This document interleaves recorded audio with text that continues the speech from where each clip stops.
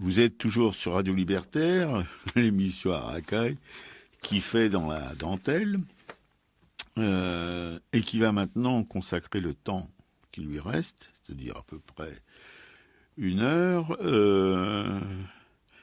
à cette artiste rome autrichienne, voilà, qui est quelqu'un dont va vous parler tout de suite ma camarade, mais je vous assure que ce qu'on a vu, enfin de son œuvre et ce qu'on sait de sa vie, c'est pas vraiment quelque chose d'exaltant, même si c'est magnifique, même si et ceci, même si cela. Ouais, une exposition qui est à Maison Rouge, donc à l'initiative d'Antoine de Galbert et au départ sur une mise en pièce de théâtre qui avait été faite aussi à la friche, la belle friche de Mai à Marseille. Et c'est une exposition qui nous a complètement bouleversés, effectivement, parce que en plus de ce que présente cette artiste, à la fin il y a un petit film où on l'entend parler, on la voit s'exprimer, où elle raconte ce qu'elle a vécu. Et quand on ressort, on est bien mal, quoi. On est un peu laminé, oui. Ouais. Alors, Chaya Stoschka, elle est née en Autriche en 1933, donc c'était la cinquième petite fille d'une fratrie de 6 enfants, donc dans une famille de marchands de chevaux roms d'Europe centrale qui sont issus des Lovara. En 1939, le 17 octobre, sort le décret assignant les tziganes à résidence, et la famille Stoschka vit à l'époque dans le 16e district. Le père et les sœurs travaillent dans une usine et les plus jeunes enfants vont à l'école. 1941, le père de Sedja est arrêté et déporté dans les camps de concentration de Dachau, Neuengamme et Sachsenhausen. Et en 1942, le père de Sedja meurt au centre de mise à mort donc du château de Hartheim en Haute-Autriche. 1943, le 3 mars, la famille est arrêtée et enfermée à la prison Rossauer-Lende. À la fin du mois de mars, ils sont déportés à Auschwitz-Birkenau et chaque membre de la famille donc est tatoué d'un matricule sur le bras. La famille est internée avec environ 23 000 Roms dans la section appelée Camp Tzigan. Le frère de Chaya meurt après avoir été contaminé par le typhus lors d'expériences médicales. 1944, sa sœur Mitzi est conduite à Ravensbrück. Elle est transférée plus tard à Buchenwald. Et peu de temps après la liquidation du camp de Tzigan, Chaya, sa mère Sidonie et sa sœur Cathy sont elles déportées à Ravensbrück et leurs frères Carly et Hansi à Buchenwald. 1945, au début du mois de janvier, Cathy donc est déportée dans le camp de travail forcé de Reschling-Retzow. Sidi, sa maman et Chaya sont envoyées à Bergen-Belsen où elles seront libérées par les troupes anglaises le 15 avril. Elles mettront 4 mois pour rentrer à pied à Vienne en traversant l'Allemagne. Et là, elles vont retrouver Cathy, Hans et Karl qui ont survécu également à cette déportation. En 1946, la famille reprend une vie normale de marchand ambulant de chevaux. Et en 1949, Chaya met au monde son fils Ojda à Knittefeld. 1951, elle met au monde sa fille Sylvie à Vienne. Et en 1955, c'est la naissance de Jeannot, toujours à Vienne. Chaya travaille comme marchande ambulante de tissus. En 1959, elle obtient un permis d'exercer son métier sur les marchés, une activité qu'elle poursuivra jusqu'en 1984. En 1979, c'est le décès de son fils Jeannot. Et en 1986, une rencontre importante avec Karine Bergère, qui est documentariste. Et elles vont en fait travailler ensemble pendant un grand moment. Karine était au départ venue pour rencontrer la sœur aînée, qui parlait de son expérience parce que elle travaille sur les femmes qui ont été déportées et finalement la sœur aînée n'avait pas trop envie de livrer ses souvenirs, donc elle va réussir à discuter beaucoup avec Chaya et elles vont faire des conférences, elles vont partir. Alors Chaya fait des conférences au Japon, en Angleterre, en Allemagne. Elle publie des poèmes en romani, en allemand. Elle va publier un premier livre et en fait, elle va se mettre à dessiner et à peindre en autodidacte. Et tout ça s'est fait un peu par hasard. C'est que lors d'une conférence au Japon, des écoliers japonais lui avaient demandé un souvenir. Donc elle comptait envoyer un dessin d'un de ses petits-enfants.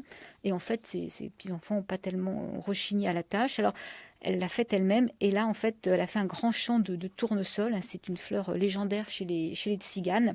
Et de là est parti donc tout son travail de peintre en autodidacte, où elle n'a cessé après de peindre pour exprimer tout ce qu'elle avait, tout ce qu'elle portait comme douleur, quoi. Donc en 1999, Karine Berger sort un film donc sur Chaya Stoshka. 3 ou 4 ans après, en fait, Chaya va mourir après un cancer, après une longue maladie. Et la mémoire des tziganes va peu à peu, des tziganes déportés, va peu à peu quand même être mis à jour. À Vienne, il y a une place qui sera baptisée de son nom. En France, il y aura la publication d'ouvrages comme Je rêve que je vis, Libéré de Bergen-Belsen, c'est aux éditions Isabelle Sauvage. Il y aura aussi une exposition Retour sur l'abîme, l'art à l'épreuve du génocide à Montbéliard. Et une exposition donc en 2017, une exposition monographique à la friche de la Belle de Mai à Marseille. Et la même exposition qui là est à Maison Rouge depuis le 20 février. Et qui d'ailleurs, Maison Rouge, qui devait fermer au début de l'année, prolonge son ouverture juste pour permettre cette exposition jusqu'au mois de mai. Et donc Chaya va raconter à travers ses toiles, on va parler de son œuvre après plus en détail, mais donc elle va raconter tout ce qu'elle a vécu de cette déportation, puisqu'elle a survécu effectivement à 3 camps de déportation. Oui, c'est quelque chose d'assez exceptionnel, on peut le dire. Puisque sur toute sa communauté, il y en a combien qui sont revenus ? En fait, sur sa communauté, je crois il y a 500 000 Roms qui sont morts, je crois, en déportation. Ouais. Mais sa propre communauté... Elle, dans sa famille élargie, je crois qu'ils sont... qui était de 200 personnes. Ouais, il y a une quinzaine qui sont revenus. Voilà, c'est ça.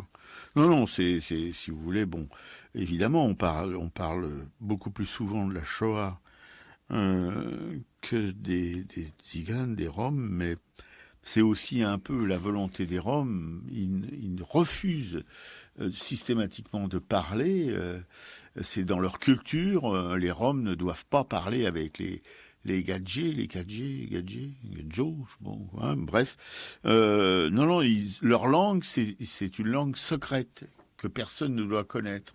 Et voilà, c'est d'ailleurs, on vous le dira par la suite, mais cette artiste roumaine, non pas roumaine, rome, autrichienne, a été un peu, comment dirais-je, même beaucoup critiquée par sa communauté d'avoir communiqué avec les gadgets, parce que les Roms ne le font jamais. Et même un de ses fils, je crois, a été vraiment... Son frère, en fait, c'est surtout son frère aîné qui, en plus, bon, il y a quand même la culture familiale où c'est le garçon qui est quand même mis en avant. Donc, lui avait une certaine aura dans la famille. Et le fait qu'effectivement, elle se mette à raconter, c'est celle un peu qui était après sous les feux de la rampe. Donc, on s'est un peu concentré sur tout ce qu'elle disait parce que ça a ouvert tout un champ d'exploration. Et donc, effectivement, de ce côté-là, on lui a énormément reproché d'avoir raconté. D'avoir parlé, voilà, d'avoir communiqué surtout, d'avoir échangé avec des gadgets, quoi. Voilà, c'est une condition de leur survie, si vous voulez, de rester complètement à l'écart des gens, des pays où ils vivaient. Voilà, je vais dire qui les hébergeaient.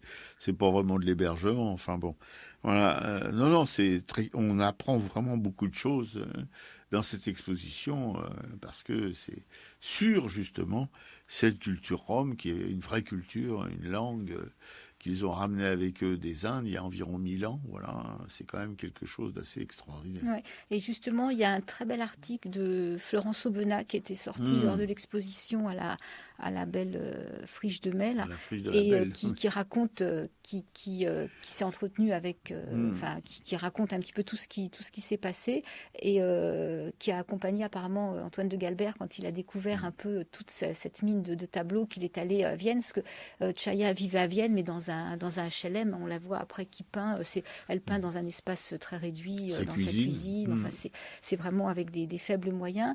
Et ce qu'on va voir, c'est que son fils donc a à peu près 1000 œuvres, 1000 tableaux, quoi. Et en fait, lui a été mis au courant très tard sur cette histoire. En fait, elle avait complètement tenu à l'écart avant de se mettre à peindre de tout ce qu'elle avait vécu, quoi. Tout à fait, oui. Voilà.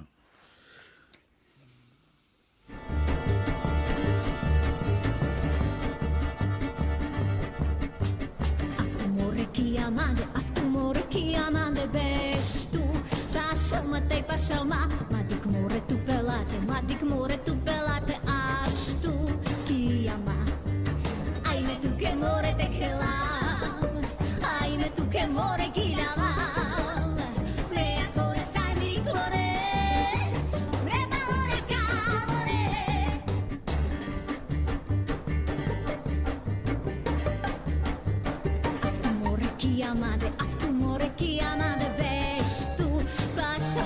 pašama, matik more tu pelate, ač tu kijama. Ajme tu ke more te kela, ajme tu ke more giljava. Mea kore sami klore, vena more kamore.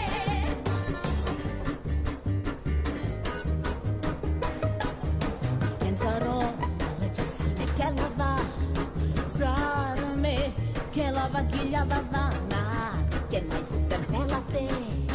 Bea, gaglia giulia te, ma venire tale valora. Oh, dia sciopra cronona, ande mire tale yakora.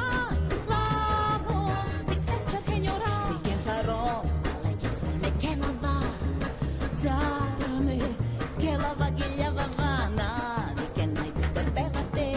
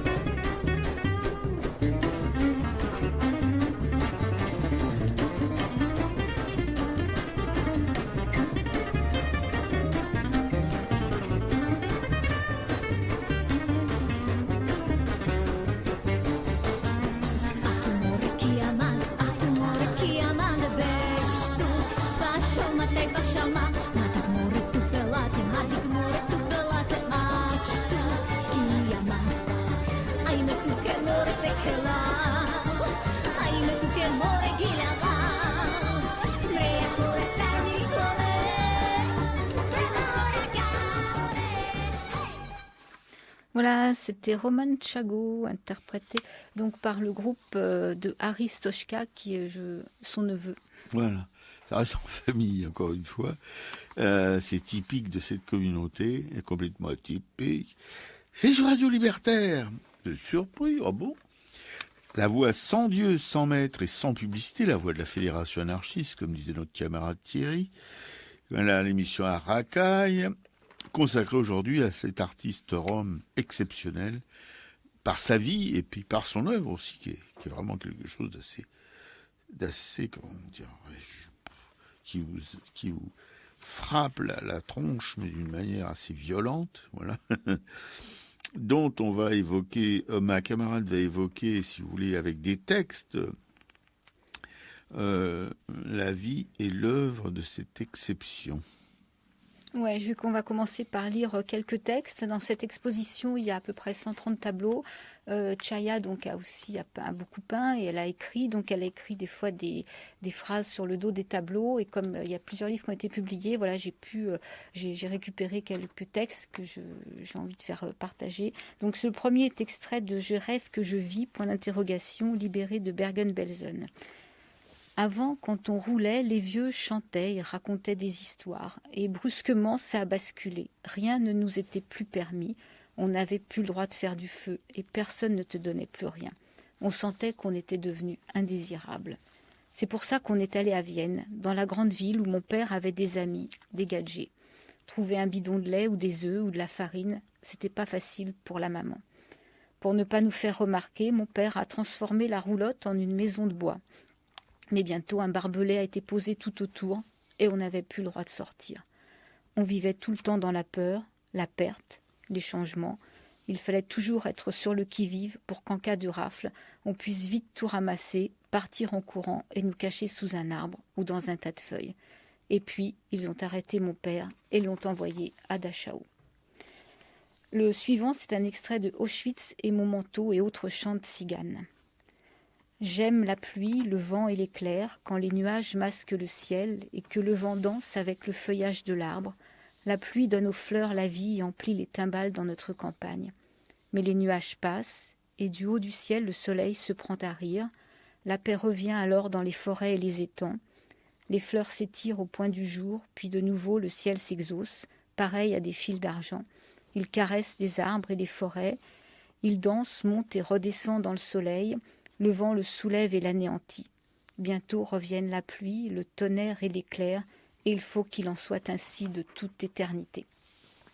Toujours dans Auschwitz et Memento, tu as peur de l'obscurité? Je te dis que là où le chemin est désert, tu n'as pas besoin de t'effrayer. Je n'ai pas peur. Ma peur s'est arrêtée à Auschwitz et dans les camps. Auschwitz, c'est mon manteau, Bergen-Belsen, ma robe, et Ravensbrück, mon tricot de corps. De quoi faut-il que j'aie peur? Et ce texte-là, qui était au dos d'une œuvre, Auschwitz, c'était une terre sans fruits, mon Dieu, où est le petit pain à la saucisse, je ne peux que griffonner ces choses.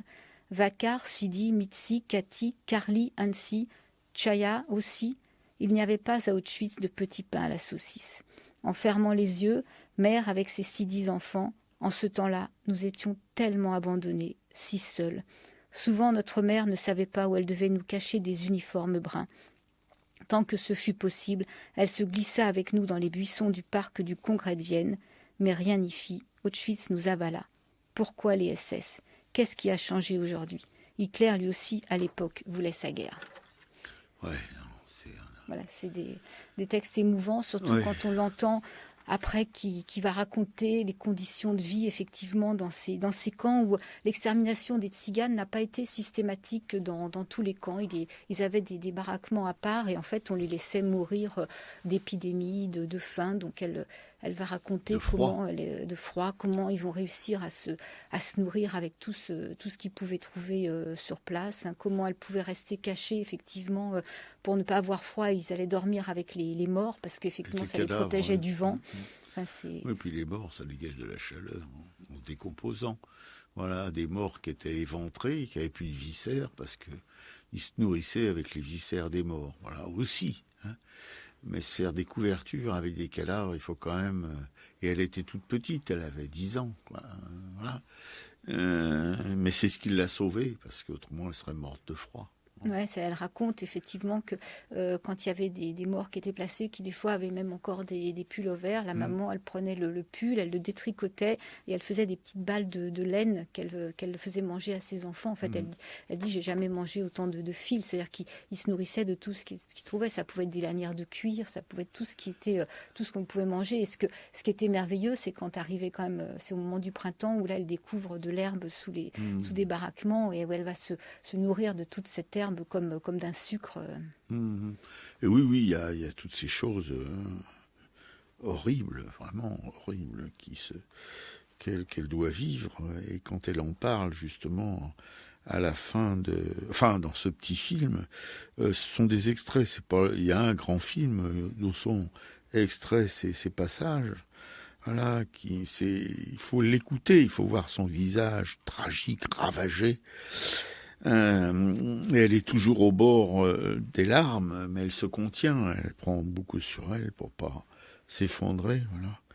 Elle nous parle de ces choses d'une manière si simple. Il mangeait même de la terre, alors il creusait un peu, parce que dessous, la surface, elle était grasse. Enfin, c'est une façon de voir les choses, qui est pas vraiment exacte, mais bon, comment on peut se nourrir de terre grasse, voilà, et de cadavres, etc. Voilà, c'est quelque chose vraiment qu'on n'imagine pas, nous, dans notre petite vie pépère, là, voilà, on rentre chez soi, du chauffage, on a toujours quelque chose à manger.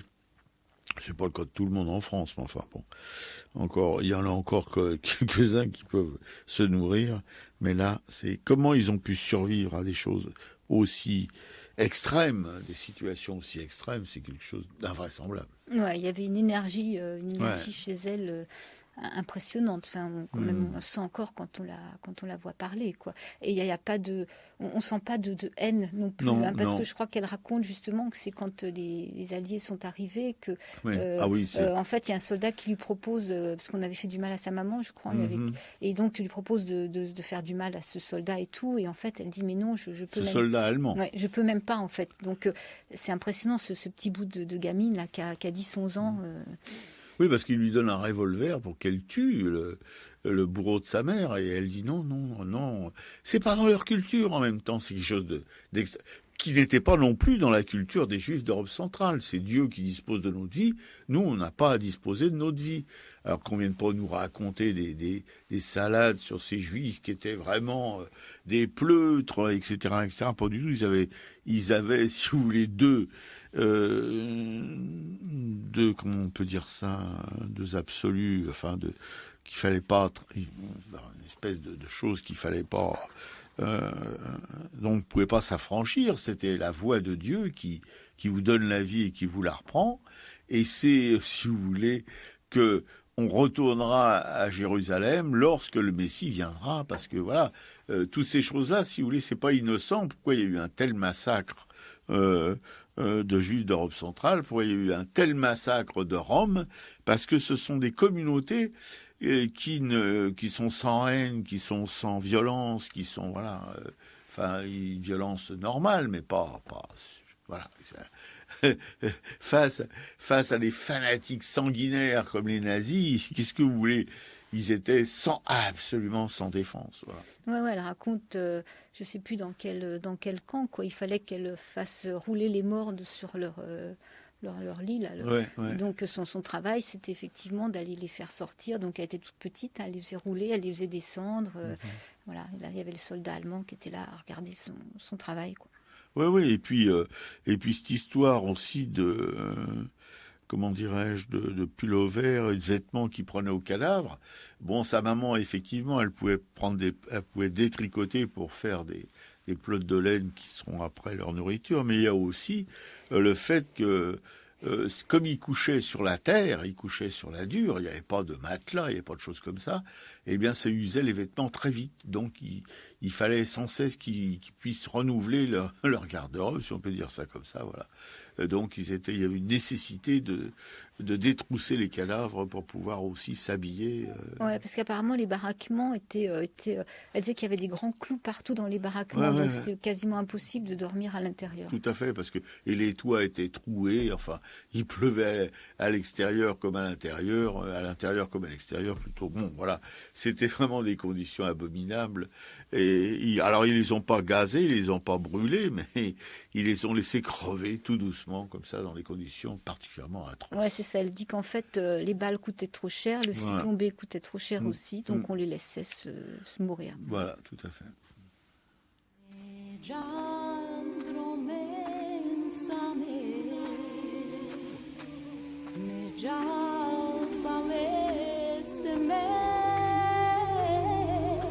Andro su uno peglio, sarie che ci scambio, ustiglio modrome visterio. Andro su uno peglio, sarie che ci scambio, me ustiglio modrome visterio. Me già dromenza me.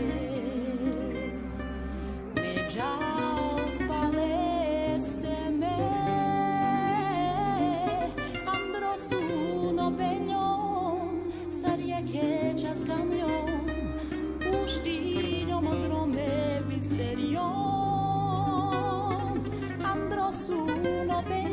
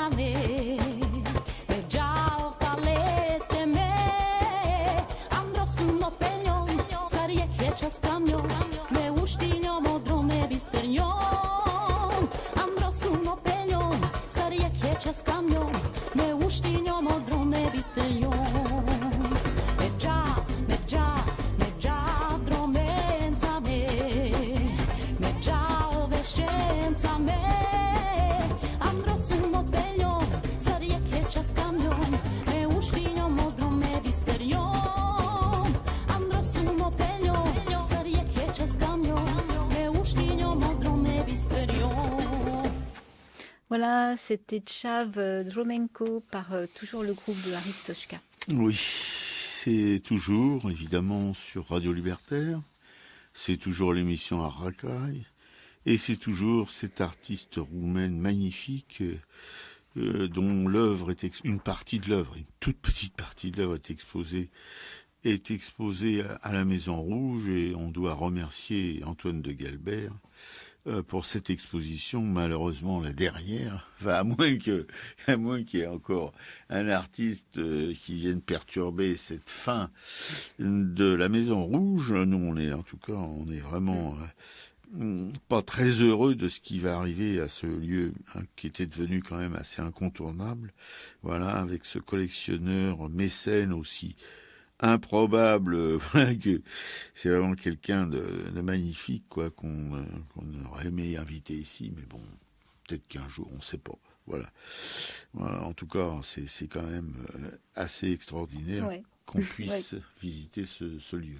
Qui puisse quelqu'un qui fonctionne par coup de cœur, en fait, ça c'est quand même assez génial, quoi, qui découvre cette œuvre et qui prend le train pour débarquer à Vienne, voir toutes ces peintures. À quatre pattes au milieu de tout ça pour voir s'il n'y avait pas des trucs qui traînaient sous les autres. Non, c'est quand même quelqu'un d'assez peu ordinaire, c'est le moins qu'on puisse dire. Ouais. Alors donc cette exposition, en fait, il y a à peu près 130 tableaux, il y a des dessins aussi, et donc elle est en plusieurs parties. La première partie, donc c'est quand on roulait, donc là c'est des œuvres où on les voit dans la campagne avec leur caravane, leur vie en plein air. Après, il y a une partie qui est la traque, où justement on sent que les taux se resserrent avec des soldats justement qui arrivent et ce qu'elle raconte, les barbelés, comment on va les emmener. Et après, donc il y a les 3 camps qu'elle a fait, et une dernière partie qui est son retour à la vie, quoi. Ouais, tout à fait. Et alors, si vous voulez, on se rend compte là, si on se rend pas compte, c'est qu'on roupille, ou alors qu'il nous manque quelque chose, une case, pour être gentil. Une culture qui est vraiment dans la nature, qui vit en symbiose avec la nature. Ces gens, voilà, les chants de tournesol parsèment son œuvre, mais évidemment à la fin, là, dans la dernière partie de Retour à la vie, c'est le retour des fleurs, c'est le retour des forêts, des arbres, etc. Et d'ailleurs, dans chacune de ces œuvres, dans le bas à droite, en bas, il y a une branche d'arbre avec sa signature en dessous. Mais il y a toujours une branche, que ce soit... Mais enfin, il y a pas d'œuvre qui exalte les charmes de la ville. C'est tout se passe vraiment à la campagne, sur les routes, dans les champs, dans les forêts. Voilà, sauf évidemment dans les camps de la mort, mais bon. Ouais. La majorité des œuvres exposées, c'est ça. D'ailleurs, cette branche d'arbre, qui est plus ou moins grosse selon les œuvres, en fait, représente cet arbre qui lui a en quelque sorte sauvé la vie, parce quand ils étaient justement dans ces camps et qu'il y avait un arbre, il y avait la sève de ces arbres, il y avait des feuilles, et ça leur a permis de pouvoir se nourrir. Donc c'est un peu un rendre hommage à toute cet arbre qui était puissant et qui les a complètement sauvés de la mort, quoi. Absolument, oui. Parce que tout petit déjà, il jouait dans les champs, il jouait dans les forêts, etc. Voilà, c'est vraiment une symbiose parfaite de l'homme et de la nature. Voilà, c'est ça leur culture. Contrairement, si vous voulez, à beaucoup de peuples persécutés par les nazis, eux, c'était...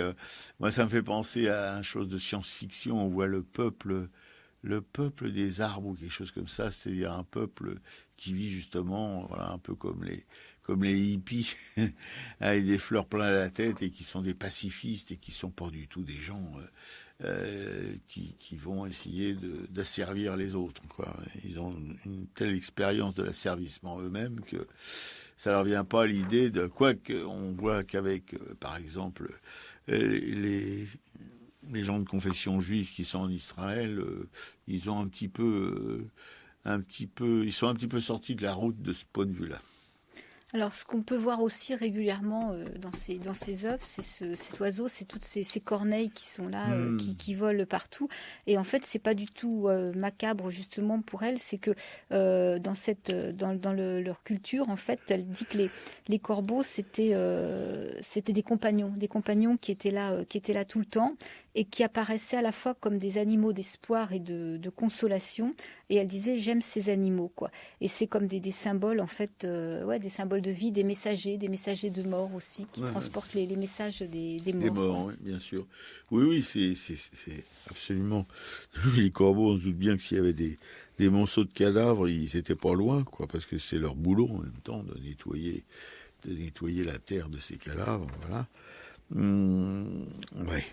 Alors c'est vrai qu'on peut dire sur quoi elle travaille. Elle travaille principalement sur du carton. Il y a très peu de toiles. Il y a beaucoup d'œuvres sur carton. Et tu peux raconter comment on la voit travailler dans le film là. C'est quelque chose d'hallucinant. Je n'ai jamais vu. Je crois qu'il n'y a aucun peintre qui existe qui soit aussi proche de la matière qu'elle. Elle a une main qui lui sert de palette et les doigts qui lui servent de pinceau. Une main qui sert de palette et l'autre main qui sert de pinceau. Elle utilise quand même des pinceaux, mais enfin, il faut voir le pinceau. C'est une espèce de balai, de chiottes, quoi, avec les poils qui partent dans tous les sens. Et voilà, elle mélange, mais vous la voyez malaxer sa peinture au creux de sa main. Puis après, avec cette main, paf, elle barbouille sa toile, elle fait intervenir aussi ses doigts et puis éventuellement un pinceau, quoi. Enfin, on sent que c'est pas vraiment son outil favori. Voilà, ses outils favoris sont ses mains. Et là, elle est vraiment en contact avec la matière peinture, quoi. Voilà. Sur de la gouache en général. Donc après, pour se laver les mains, c'est facile. C'est pas comme si elle peignait avec de l'huile, quoi. C'est moins toxique, en tout cas.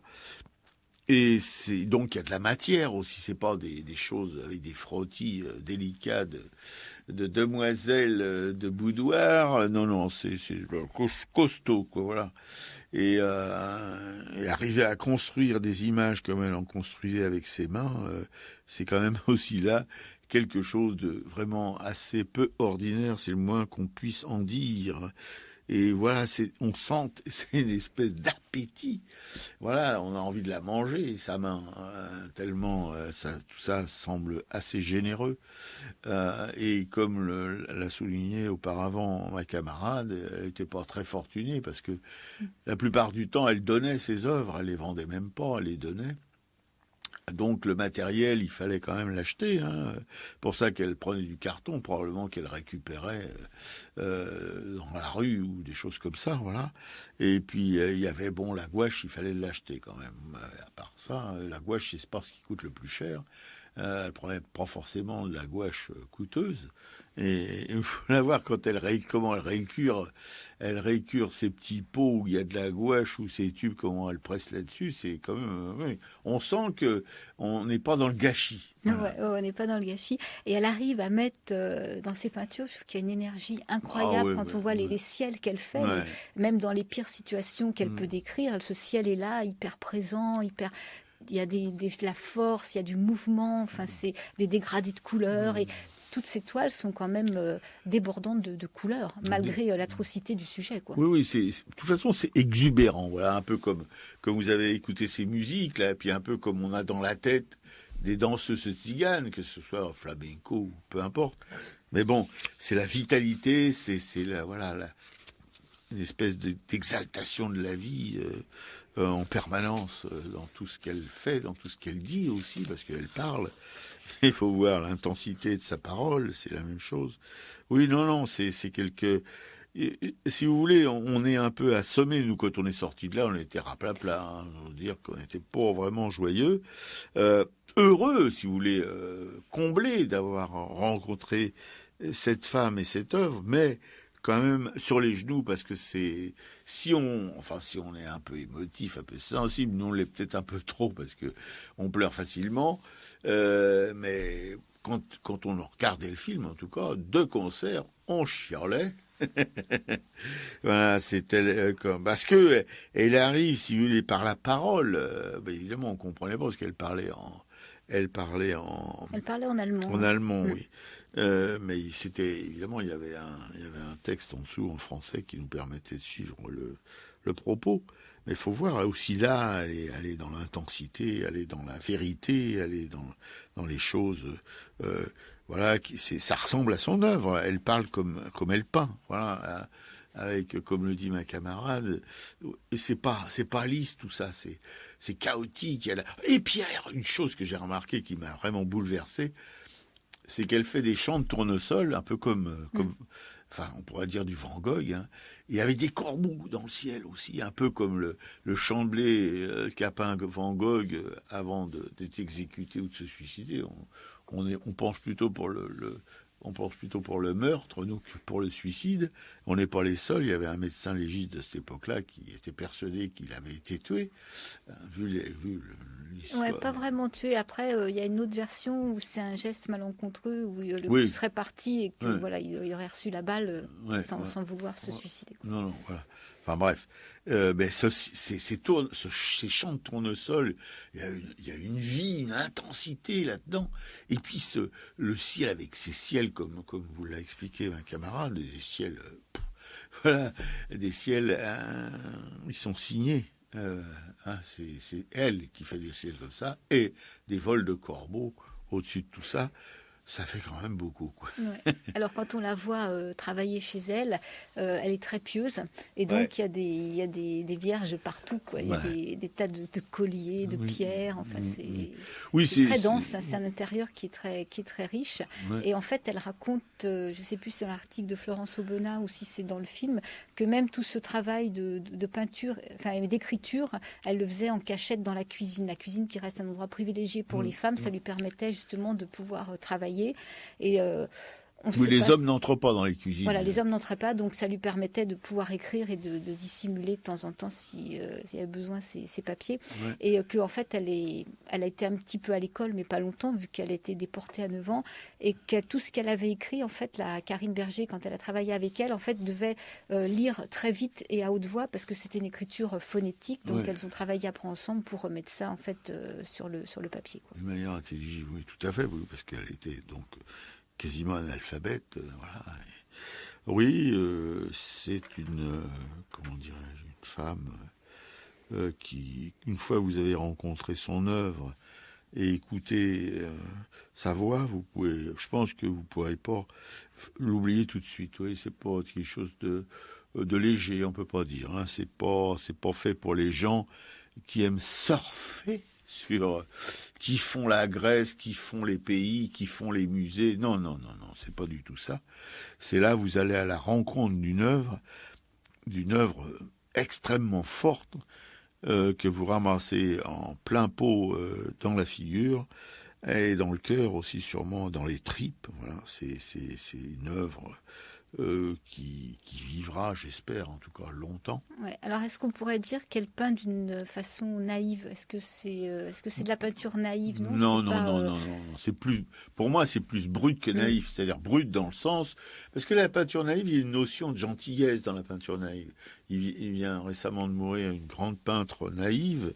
Oui, elle qui aimait la joie de vivre, etc., ces toiles sont toujours gentilles, elles sont toujours pleines de couleurs, voilà. Non, elle, c'est pas du tout ça. C'est une violence extrême. Enfin bon, donc ça s'apparente plus, même dans les choses de la fin, du retour à la vie. C'est pas un retour à la vie tranquille, hein, c'est quelque chose de puissant. Voilà, on peut pas dire que c'est une peinture naïve du tout. C'est une peinture, et même brute, ça veut pas dire grand-chose. C'est une peinture sauvage, voilà, c'est ce que je dirais. Hein, à ce moment-là, on pourrait dire que Van Gogh était un peintre naïf. Non, c'était aussi un peintre sauvage, voilà. Alors, on a dit impressionniste, ça veut rien dire tout ça. C'était un peintre, plus, comment on les appelle, cette école-là en Allemagne, là, tu sais, la peinture, si, on connaît que ça, enfin bon, bref. Pour moi, c'est une peinture de sauvage, mais de sauvage, attention, la notion de sauvage, hein, elle peut être interprétée de différentes manières, voilà. Peinture plus proche, si vous voulez, des pulsions humaines que du savoir intellectuel, voilà. Ouais, il y a une partie dessinée, en fait, on l'a pas évoqué, mais il y a une partie de dessin aussi dans l'exposition, là, qui sont beaucoup plus violents que sa peinture. Oui, et puis les plumes, elle a la plume, hein, elle savait travailler la plume aussi. Moi, j'aime beaucoup Enfin, graphiquement, c'est magnifique. Voilà, on peut dire ça aussi. Elle savait utiliser une plume, hein, c'est quand même quelque chose. C'est pas évident, hein, surtout quand on est une artiste aussi libre qu'elle, qui n'a rien d'académique. Mais il y a une force dans ses plumes ou dans ses gouaches, dans ses encres noires, qui est vraiment aussi là, encore une fois. Il n'y a aucun apaisement dans toute son œuvre. Hein. C'est une œuvre d'une intensité, d'une violence, d'un tragique qui vous prend les boyaux et qui en fait des pelotes de laine. Elle même indique qu'elle a ses œuvres claires et ses œuvres sombres. En fait, elle partage un peu son travail en deux selon le moment de sa vie qu'elle a représenté. Oui, c'est la peinture expressionniste, voilà. Elle est plus expressionniste que quoi que ce soit d'autre. Si on veut l'approcher, si on veut faire comprendre un peu l'approche qu'on a d'elle, on dirait expressionniste, si ça peut parler à des gens. Mais pour moi, c'est sauvage. C'est sauvage dans le sens de l'art primitif, si vous voulez, de l'art des gens, l'art africain ou l'art des cavernes, si vous voulez. Voilà, c'est un peu ça. C'est quelque chose de, parce que dans le primitif, c'est-à-dire c'est à l'état naturel. Voilà, on est en fusion avec la nature et on est un petit peu, on passe, si vous voulez, ce que la nature, ce qu'on ressent en face de la nature, on le passe dans notre œuvre, pas pour la mienne, hein, mais dans celle de gens comme elle ou comme Van Gogh. Moi, je la rapproche vraiment de Van Gogh parce que je trouve qu'elle a quelque chose de cet artiste qu'elle a probablement jamais connu. Elle a probablement jamais connu l'œuvre non plus. Mais enfin, il y a des connexions quand même, je trouve. Ouais. Alors c'est vrai que on peut dire du coup qu'elle a quand même fait donc ce travail de mémoire, ce mémoire incroyable, hein, qu'entre soit ses textes ou sa peinture, et que c'est la première femme rom qui était rescapée des camps de la mort, donc qui a témoigné de toute cette expérience et qui travaille justement contre l'oubli, contre le déni, contre tout ce racisme ambiant, quoi. C'est l'importance de montrer ce travail et de prendre conscience de toute cette déportation des Roms. Qui est souvent oubliée, qui est très souvent. Elle est oubliée parce que, comme je disais tout à l'heure, c'est les Roms qui veulent pas en parler, qui veulent qu'on les oublie justement. Voilà, et elle, son mérite, enfin en tout cas pour nous, pas pour les Roms, mais pour nous, son mérite, c'est d'avoir éclairé, si vous voulez, ce pan de l'histoire tragique du nazisme, vis-à-vis des Roms. Il faut un grand courage. N'imaginez pas, elle se met à l'écart de sa communauté. Voilà. Et chez les Roms, non, on peut pas se mettre à l'écart de la communauté puisque toute la vie de la communauté est justement dans le secret pour pouvoir se préserver, si vous voulez, des gadgets. Voilà, c'est ça. Alors donc, quand même, c'est un témoignage, non seulement un témoignage pictural, de mémoire extraordinaire, mais aussi, si on l'a, et si on peut en parler, c'est parce que elle a eu ce courage, cette volonté d'en parler alors que c'est un interdit de sa communauté. Ouais, mais en fait, c'est vrai qu'elle était hantée, je pense, à plein de moments par tout ce qu'elle a vécu. D'ailleurs, elle raconte que quand ça la prend trop, en une nuit, d'un coup, elle peut faire un tableau, quoi. Elle se met à peindre et il faut sortir toute cette douleur. Oui, c'est un exutoire en même temps, mais comme tous les vrais artistes, si on peut dire vrais, si on peut accoler vrai à artiste, sont des gens qui ont besoin de ça pour expulser, si vous voulez, des choses qu'ils ont à l'intérieur et qui les bouffent et qui leur font du mal. Voilà. Ça, c'est pour la peinture contemporaine, la peinture d'aujourd'hui ou le travail artistique d'aujourd'hui. Évidemment, quand David peignait ou quand Gros peignait ou quand des gens comme ça peignaient, ils n'avaient rien à expulser. Eux, c'était on peut dire des académiciens de la peinture. Ils appliquaient des recettes avec plus ou moins de sensibilité, avec plus ou moins de génie. Mais bon, c'était pas comme maintenant, comme depuis justement la révolution impressionniste qui se poursuit aujourd'hui d'ailleurs. Voilà. C'était pas sortir de ces tripes des choses qui permettent aux artistes de vivre à peu près normalement. Voilà. Et d'ailleurs, il y a une toile qui est un petit peu différente des autres, qui est sur un fond noir, et on voit, je crois que c'est son bras qui est en rouge, son avant-bras, avec son numéro de matricule, qu'on voit également quand on la voit peindre dans sa cuisine. Elle peut être manche relevée ou bras nus, et son matricule n'est pas du tout caché, alors qu'elle dit que justement, la grande partie des Roms ne montraient pas leur matricule. Non, ils montent. Voilà, c'est encore. Vous voulez dire, ils radotent pépère, mais non, je radote pas, mais c'est tellement pour moi-même. Parce que j'avais jamais connu cette histoire d'interdit absolu de communiquer en langage clair avec les Liadjés, quoi, voilà. Et quand ils veulent communiquer entre eux, ils parlent Rom, ils parlent pas Gadjé, et puis ils disent pas aux Gadjés ce que les Roms ressentent en tant que Roms, voilà. Ouais. Alors, si on veut aller plus loin, il y a la librairie de Maison Rouge, qui est un beau lieu, parce qu'il y a tous les livres des anciennes expositions. Mais là, donc, il y a plein de livres sur la culture tzigane. Et il y a quand même donc ce catalogue de l'exposition, qui est un gros bouquin. Et il y a aussi ce qu'elle a écrit. Donc, il y a un petit bouquin qui s'appelle Parole d'artiste. C'est ces petits bouquins dont on trouve maintenant régulièrement sur plein d'artistes. Ça coûte 6,50 €.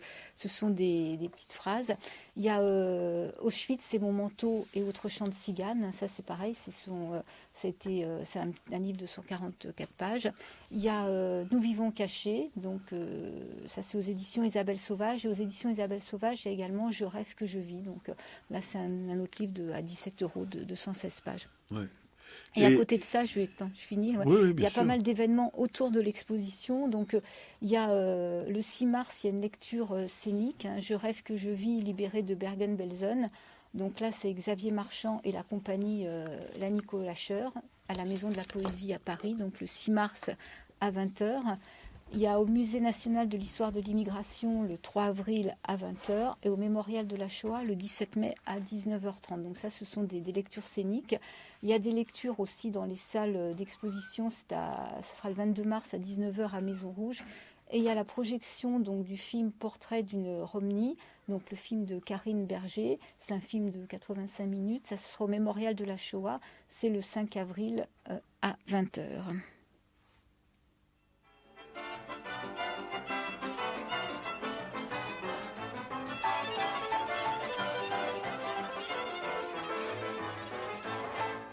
Сегодня радость без конца, и счастье нам дано.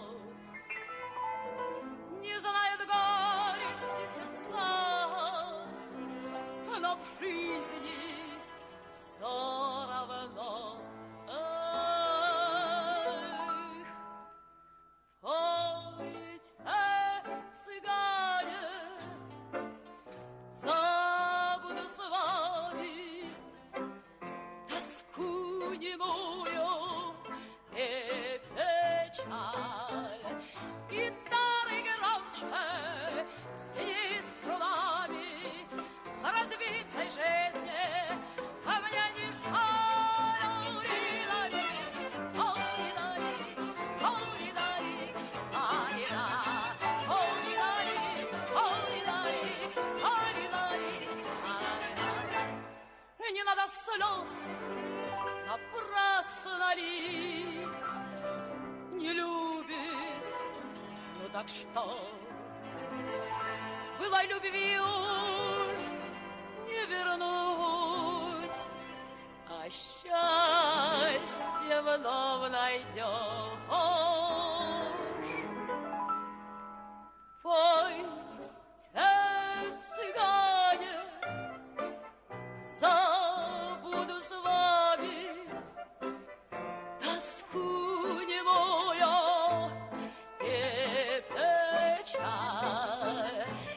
Гитары громче, звеня струнами разбитой жизни, а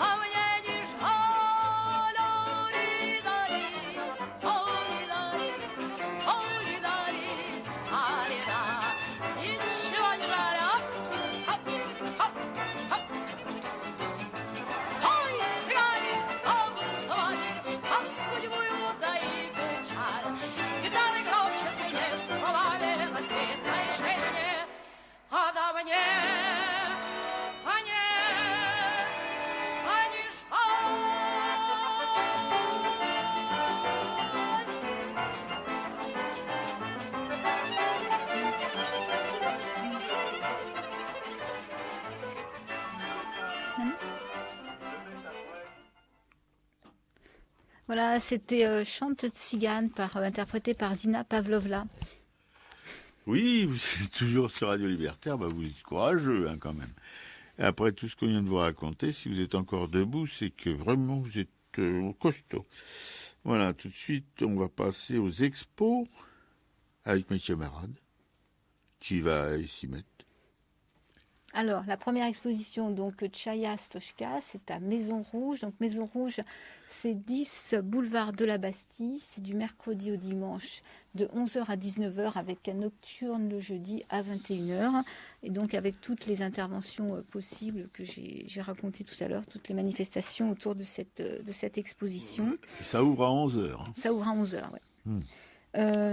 L'exposition dont on a parlé la semaine dernière, les Hollandais à Paris, au Petit Palais, donc toute cette aventure de l'arrivée des Hollandais à partir de 1789 jusqu'à 1914, toute cette culture hollandaise qui est venue à Paris chercher de la vie, du dynamisme, et qui après, certains sont restés, d'autres ont rapporté ça chez eux, ont formé l'école de La Haye.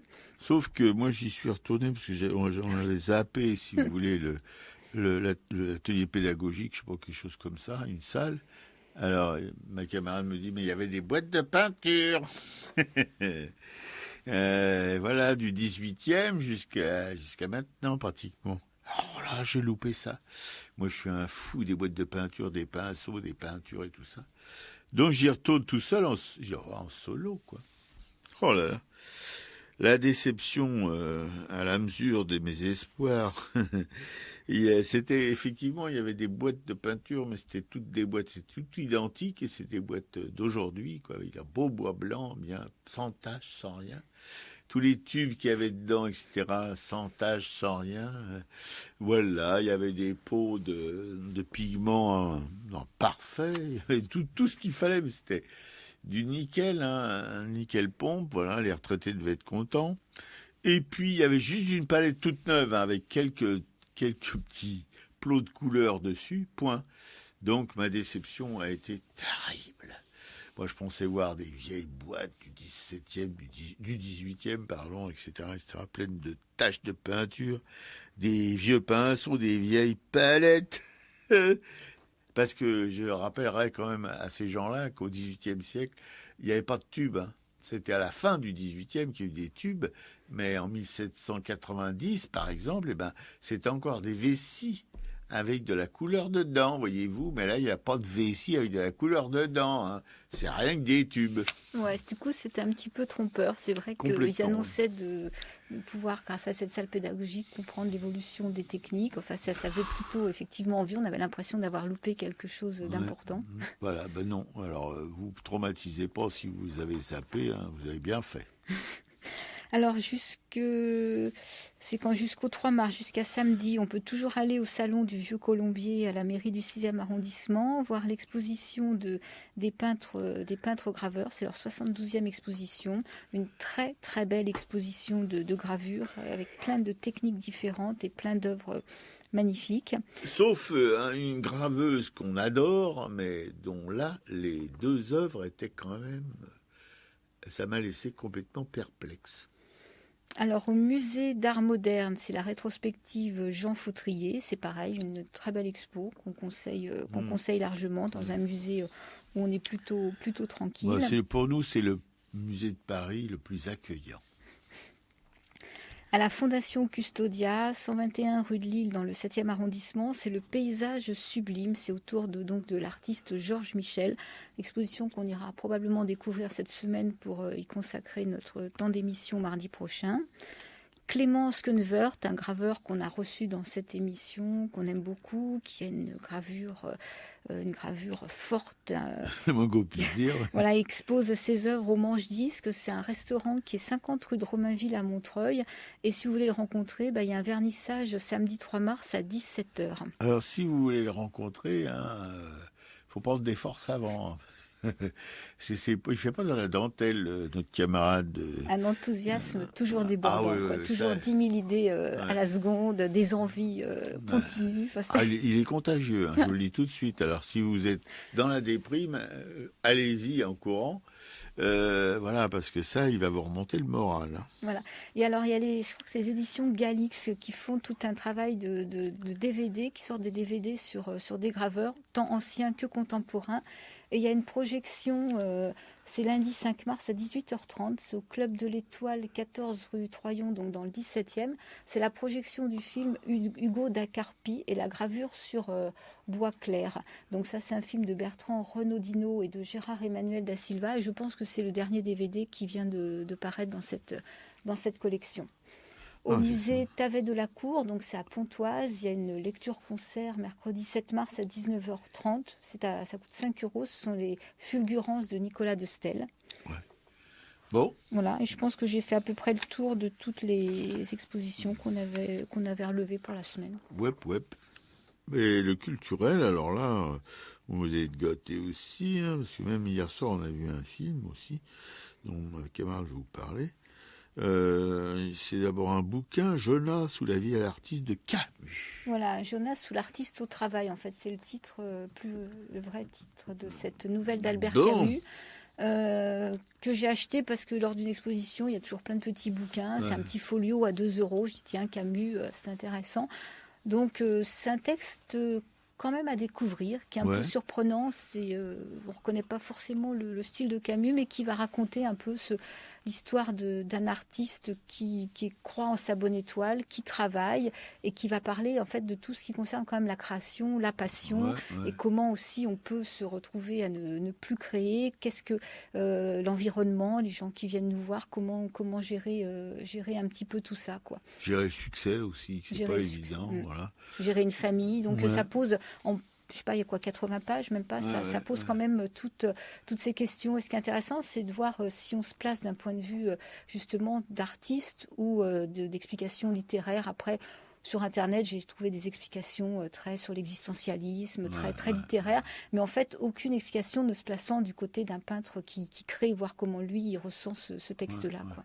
Mais on sent aussi, si vous voulez, c'est au départ, disons que c'est une outre bien gonflée, de nectar, nectar pour le palais, pour les sens évidemment. Et puis, écoutez, à force de pomper le nectar, l'outre peu à peu se vide jusqu'à ce qu'elle ne produise plus du tout de nectar pour votre gosier. Quoi. On voit le dessèchement, si vous voulez, de la passion au fur et à mesure de cette vie d'artiste assez débordante, si on peut le dire comme ça. Et c'est, en tout cas pour un artiste, c'est un peu déprimant quand même, parce que c'est le reflet, je pense, de la vie de beaucoup d'artistes qui s'épuisent pendant toute une vie, d'abord matériellement à joindre les deux bouts, comme on dit, les deux bouts de quoi on se le demande, mais enfin bon, toutes les agressions, si vous voulez, qu'ils doivent subir de la part de leurs contemporains, des regards un petit peu comme qu'est-ce que c'est que ce zozo, etc., qui sont pas pris vraiment au sérieux. Voilà, ça peut déprimer au bout d'un moment. Voilà. Surtout quand lui, en fait, il a goûté au succès, mais si vous voulez, ça l'a pas empêché de finir, sans plus avoir du tout envie de prendre un pinceau. Ouais, donc c'est quand même un texte à découvrir, mais je crois qu'on peut même le trouver sur Internet en PDF. Voilà, il est en libre accès sur le net. Quoi. Mais lire sur le net, c'est pour le pied. Enfin bon, voilà. Ou en bibliothèque. Oui, en bibliothèque, oui. Et un jour c'est ira de Stan et Edouard. Voilà, c'est le film. Voilà, ce film qui raconte, qui a filmé en fait, c'est un centre d'hébergement d'urgence qui s'appelle l'Archipel, qui était dans le 17e, je crois, arrondissement de Paris, dans un ancien bâtiment de l'INPI. Et que ce centre d'urgence va fermer, et les réalisateurs donc suivent ce qui se passe. Donc il y a 70 enfants qui vivent là, et donc on va s'attarder autour de 2-3 enfants un peu majeurs qui vont nous permettre de travailler, de vivre un peu les journées de ce centre et comment ce centre va fermer et que les familles vont être un peu dispatchées.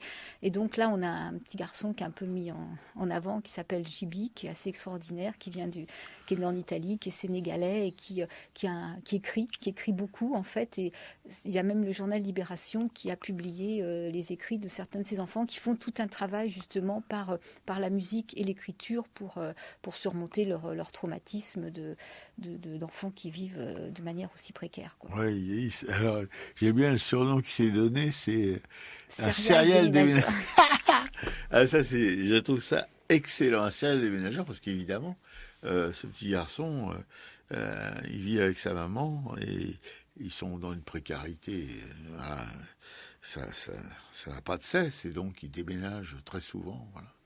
Et ils sont toujours prêts, avec une valise à la main, pour trouver un lieu d'hébergement. Voilà, alors c'est vrai que ce Jibi est beaucoup mis en avant, mais il y a aussi d'autres enfants qui sont largement aussi touchants. Il y a cette petite Ange, il y a une autre petite blonde qu'on ne voit pas à la fin. C'est dommage qu'elle ait préparé une chanson et elle, on ne la voit pas lors du spectacle de fin de... Mais on la voit dans la salle. Ouais. Mais on aimerait bien la voir chanter parce qu'il y a la femme qui travaille le chant avec eux, qui est assez extraordinaire, qui arrive à les sortir à leur faire sortir de la voix, à faire sortir d'expression. Oui, tout à fait. Non, c'est remarquable. Et il y avait dans l'émission 28 minutes que je regarde assez régulièrement, que je zappe des fois parce que les sujets qu'ils traitent m'intéressent pas, mais où ils ont invité ce jeune homme et avec le cinéaste. Et ma camarade l'a vu aussi, c'était un moment très touchant, on voit l'authenticité de ce gamin, et même du cinéaste qui a réalisé le film, parce que on sent sa proximité avec ses enfants, hein, voilà. C'est pas du tout un faiseur. Oui, parce que c'est deux frères qui ont travaillé ensemble, mais qui ont l'habitude de travailler sur l'hébergement d'urgence, justement. On sent qu'ils se fondent dans l'univers, quoi. Ils sont tout à fait à l'aise et ils filment avec empathie. Enfin, il n'y a aucun voyeurisme là-dedans. Et on voit aussi dans ces centres tous les migrants qui arrivent, qui ont besoin d'un hébergement pour la nuit. Enfin, et ces centres, si vous voulez, on ne demande rien aux gens. On ne leur demande pas une fiche d'identité, etc. On ne leur demande pas un curriculum vitae. Ça que notre ministre de l'Intérieur, avec son allure réjouie, enfin, quand on le voit, on se sent plein de joie de vivre. Hein. Et ben notre ministre de l'Intérieur veut, si vous voulez, pouvoir... veut que la police puisse s'introduire dans ces lieux pour vérifier l'identité des gens. Et évidemment, les associations sont vent debout contre cette mesure, une fois de plus, très, très, très française, hein, liberté, égalité, fraternité, tout le monde s'aime dans ce pays des droits de l'homme, voilà. Et justement, cet archipel, là, cette association, avait trouvé un lieu pour remplacer ce lieu duquel il devait s'en aller, un lieu à l'entrée. Et comme par hasard, l'État a réquisitionné les bâtiments où il devait retrouver encore une fois un hébergement à peu près normal, et ils sont dispatchés un peu partout. Voilà. Enfin, on connaît la politique on connaît la politique et la générosité surtout de nos politiques, hein, qui est une magnifique illustration dans ce film. Ouais. Et le dernier film, c'est un film qui était diffusé sur Arte hier soir, qui s'appelle Elser, un héros ordinaire, et qui raconte l'histoire d'un jeune menuisier allemand qui a tenté d'assassiner Hitler en novembre 1939 pour essayer de mettre fin à la guerre, qui a pris conscience de tout ce que l'Allemagne était en train de vivre de mauvais, et qui en fait va se faire arrêter, et ce qui nous permet à travers son interrogatoire d'avoir un flashback sur sa vie, et c'est sa conscience qui va grandir petit à petit, quoi. Et comment tout seul en fait il va réussir à construire cette bombe pour faire sauter la brasserie où Hitler, la brasserie quelques années munichoise, avant, la brasserie munichoise où Hitler allait régulièrement faire son petit cirque, quoi. Voilà, il avait mis une bombe en mécanisme d'ailleurs ultra sophistiqué, qu'il avait conçu tout seul, sous l'estrade ou sous la chaire, comme un peu dans les églises, là, vous savez, où était Hitler pour son discours. Manque de peau, cette espèce de fou furieux est parti 13 minutes avant l'horaire prévu, ce qui fait que la bombe a sauté, il était plus là. Bon, voilà. Non, on voit un héros ordinaire, c'est-à-dire que il a été reconnu par les Allemands, mais il y a très peu de temps, hein, voilà, comme si les Allemands avaient plus honte de leur résistant au nazisme que du nazisme lui-même. Voilà, c'est un peu l'impression que ça laisse. Voilà, parce que ce jeune homme, voilà, a vraiment sacrifié sa vie, alors c'était un pacifiste, c'était pas quelqu'un de violent du tout, et il a fini avec une balle dans la tête à Dachau. Voilà, une balle dans la tête, un jour avant la libération du camp de la mort, voilà, par les Alliés. Bon, ils l'ont gardé en vie toute la guerre parce que, comme ils pensaient gagner la guerre, ils voulaient que le triomphe d'Hitler, qu'il y ait un procès spectaculaire de ce jeune homme, voilà, pour ajouter encore un peu plus à la saloperie de tous ces gens-là. Voilà, donc c'est un film qu'on peut revoir, hein, ceux qui en replay gratuitement sur Arte, donc jusqu'au 4 mars. Ouais. Donc ne ferait que par ce travail de mémoire et de réhabilitation, c'est un film à voir. Il y a des scènes d'interrogatoire qui sont un peu difficiles, Oui, on peut avancer un peu rapidement, Ouais. mais en fait ça reste regardable parce que justement le réalisateur ne s'est pas appesanti, quoi. Il ne pouvait pas ne pas en montrer du tout, mais rapidement on retourne sur des flashbacks. Ouais, voilà, c'est ça. Ça fait penser un petit peu à La Rose Blanche, non? Tu sais, où ces deux jeunes gens là ont distribué des tracts, etc. Ah, Sophie Scholl et son frère. Ouais, oui. voilà, c'est ça. Ouais. C'est un peu dans le même. Voilà, des gens qui ont été reconnus par la nation allemande que très tard.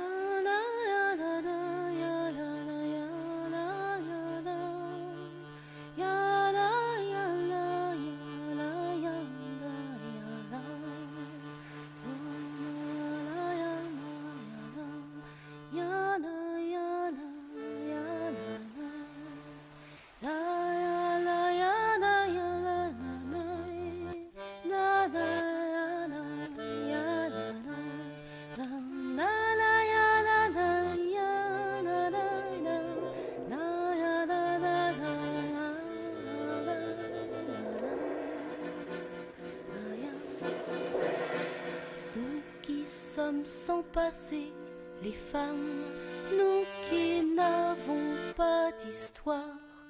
Depuis la nuit des temps, les femmes, nous sommes le continent noir. Le fond, nos femmes esclaves, et prisons nos entraves. Debout, debout, asservis, humiliés, les femmes achetées, vendues, violées. Dans toutes les maisons, les femmes hors du monde reléguées. Levons nos femmes esclaves et brisons nos entraves. Debout, debout, seules dans notre malheur, les femmes, l'une de l'autre ignorées. Ils nous ont divisés, les femmes, et de nos sœurs séparées. Levons nos femmes esclaves et brisons nos entraves. Debout, debout. Le temps de la colère, les femmes, notre temps est arrivé. Connaissons notre force, les femmes, découvrons-nous des milliers. Levons nos femmes esclaves et brisons nos entraves. Debout, debout, reconnaissons-nous, les femmes, parlons-nous, regardons-nous. Ensemble